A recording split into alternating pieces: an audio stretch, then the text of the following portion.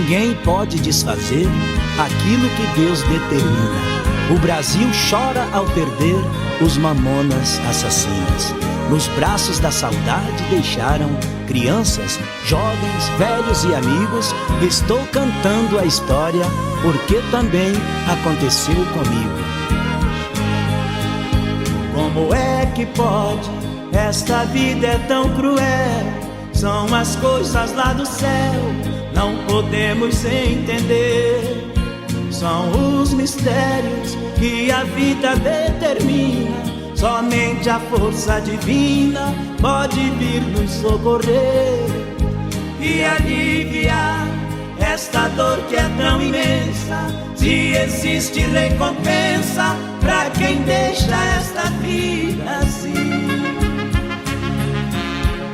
Muitos lutam para conquistar a glória. Quando alcançam a vitória, vem a morte e põe o fim. Não reparem esse meu canto doído, tem o meu peito ferido, como tantos têm agora. A fatalidade que tirou nossos meninos foi um avião assassino que levou eles embora.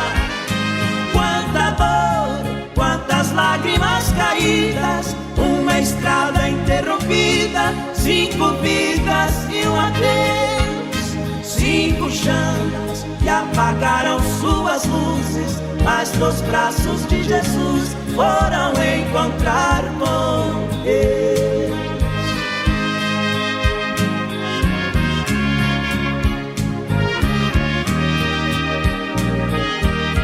Na primavera dos sonhos, no verão de suas vidas, os mamonas assassinas deixaram suas despedidas.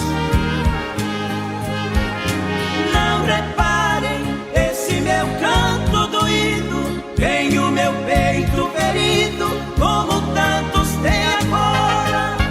A fatalidade que tirou nossos meninos foi um avião assassino que levou eles embora. Quanta dor, quantas lágrimas caídas, uma estrada interrompida, 5 vidas e um adeus. 5 chamas que apagaram suas luzes, mas nos braços de Jesus foram